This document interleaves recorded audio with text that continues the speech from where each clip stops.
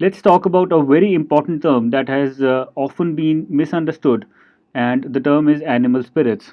So, we will break down the term, we will talk about the origins of the term, where and how did it come into being, and what are the various keywords which are important with respect to this term. So, as the picture here itself says, animal spirits is concerned when we are equating humans with animals. So it talks about how human psychology drives the economy and why it matters for global capitalism, how the human psychology works in the financial markets and how it affects global capitalism. This was a book written by George Akerlof and Robert Schiller, and it says that the movements in capital markets, briefly talks about movements in capital markets being driven by psychology of humans when they act as animals, when they act as irrational beings rather than acting as rational or emotionally intelligent beings. So let's talk about this term animal spirits by taking certain examples. As you can see here, the term animal spirits was coined by John Maynard Keynes or J.M. Keynes before World War II. What exactly J.M. Keynes said was he equated animals with humans, and he talked about the psychology of these two people and how they are interrelated with each other when we're talking about financial markets. So, on the one hand, we have a gorilla who is irrational because his emotions and instincts drive his actions. On the other hand, we have humans like Elon Musk who are considered rational beings because they are emotionally intelligent and their decisions are based on analysis rather than based on instincts. So rather than deriving decisions based on immediate events or based on instincts, the decisions are derived from analysis of a certain scenario.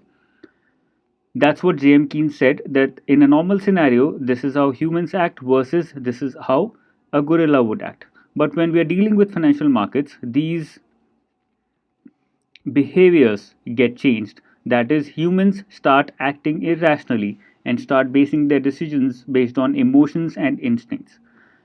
A recent example, you must have seen the movie The Wolf of Wall Street. If you have not, please go and see it. It's a very nice movie. It talks about how Leonardo DiCaprio utilized the financial markets or misused the financial markets and made a lot of money by understanding the psychology of humans and by duping people. According to J.M. Keynes, this was the statement which was given by him related to animal spirits. It said that a spontaneous urge to action rather than inaction, and not as the outcome of a weighted average of quantitative benefits multiplied by the quantitative probabilities. So, this is a rational analysis that should have been done by any human being when he's investing in the financial markets. But on the other hand, what happens in reality is that there is a spontaneous urge by humans to action or to invest in financial markets and to spend their money rather than inaction. They don't want to wait too long. They don't want to go into inaction. On the other hand, they want to get into action by getting into the financial markets, by investing in the financial markets. But in that urge of investing fast and earning some money from the financial markets, they start acting irrationally. This is what has been understood by Warren Buffett, who is one of the greatest investors in the world right now. So Warren Buffett understood this activity or understood this behavior of humans, and when he started acting rationally as a human being, he started becoming a very big and very good investor. So the conclusion that we can derive from here is that J.M. Keynes' theory talks about human behavior of acting irrationally, of getting into action, getting into the financial markets without understanding the basics, without making any quantitative analysis as to how and when are they going to earn their returns. So rather than doing that, they want to get into the financial markets, they want to invest and they want some return. There is some return, and in that process, the spontaneous urge to earn money faster results in an irrational activity on their part. Now, certain more information related to what exactly is animal spirits. J.M. Keynes explained how the economic cycle could be volatile because of changing spirits of businessmen involved. So when the animal spirits are positive, then the economic cycle would start going up, no matter or irrespective of the fact that the financial markets might actually be not doing so well. So this results in lot of volatility and a lot of irrational movement of the economic and financial cycles. On the other hand, when the animal spirits are low, then the financial markets might start falling down, irrespective of the fact that the financial markets or the economic cycle might actually be doing well. This is what happened before 2008 financial crisis, subprime financial crisis hit the world. So what happened before 2008 financial crisis was that everybody was investing in the economy. Everybody had a positive attitude towards the financial markets. Everybody wanted to get into the game, wanted to earn money, and in that positive animal spirits, in that positive psychology of animal spirits, they pushed up the financial markets, pushed up the economic cycle to an unsustainable level, which had to crash at a certain point of time. Keynes was trying to say that raw economic data such as profit levels may be inadequate. For examples, profit may be high, but if businessmen fear a recession, then investment is likely to dry up. So, what he's trying to say through this statement is that it does not matter whether profits are high, it does not matter whether the economic cycle is doing well, it does not matter whether the returns on investment for businessmen is high. A businessman, or for that matter, any investor or any individual might stop investing in the financial markets, might stop investing in the economy if there are any fears of recession, and therefore investment is likely to dry up based on this psychology alone, irrespective of how the economy is doing in reality. If people expect a recession, then confidence will be low and savings rise. So, if people are expecting a recession even in the future, then the animal spirits are low, the confidence is low, and the savings are going to rise, because then people would like to save rather than invest in the financial markets. In this situation, Keynes argued for expansionary fiscal policy to boost demand and economic growth.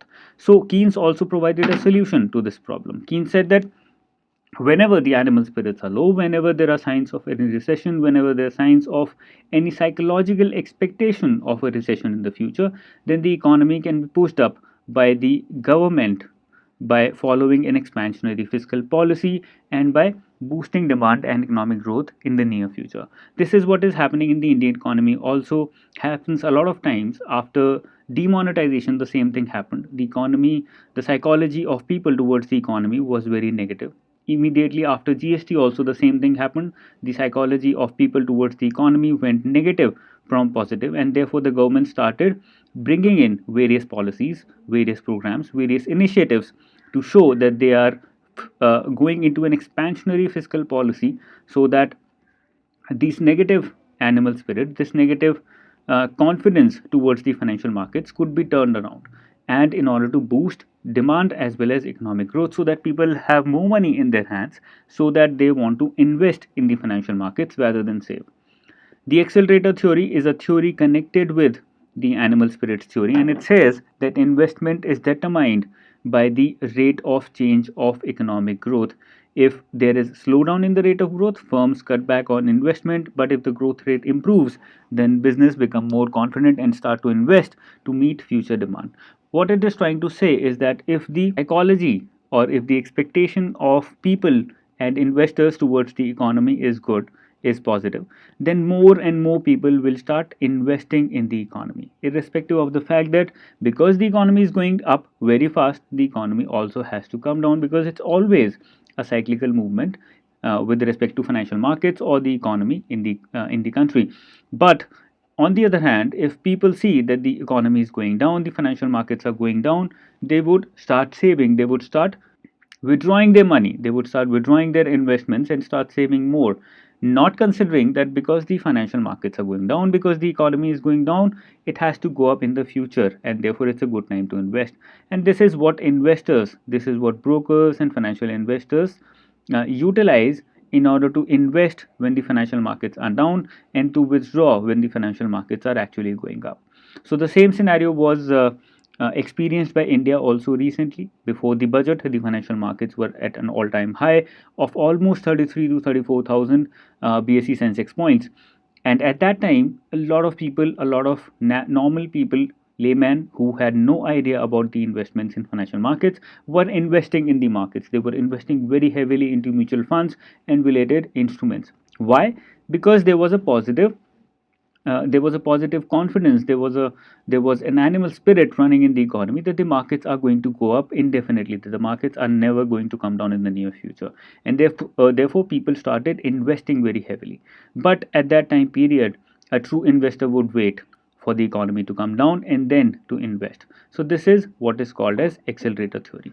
When the economy is going down, rather than investing in the markets, you start withdrawing money further, and that takes the economy further down. At the time of investment, at the time of rise of the economy, rather than withdrawing your money or rather than waiting for the market to turn around, people start investing even more, because there's a positive movement, there's a positive psychology in the financial markets, and that takes the economy even further up. But at some point of time, it has to come down. Critics, now what do critics have to say about Keynes theory? They have argued that while people are not perfectly rational, and it happens in all scenarios, or it happens with everything that you go through in your lifespan, people can never be perfectly rational. They always make certain assumptions, they always make certain rely on certain belief systems, or on certain cultures, on a lot of qualitative aspects also before making decisions. They are not completely guided by emotions either. Hence, animal spirits cannot sufficiently explain economic cycles. So, according to the critics, animal spirits cannot sufficiently explain economic cycles, because people, although they are not perfectly rational, they are always making their decisions, they are always deciding based on certain important aspects, certain important quantitative aspects, rather than only emotional aspects. So this is what the critics had to say about the Keynes theory on animal spirits. So this was about animal spirits. We will also be talking about certain other economic terms in the near future.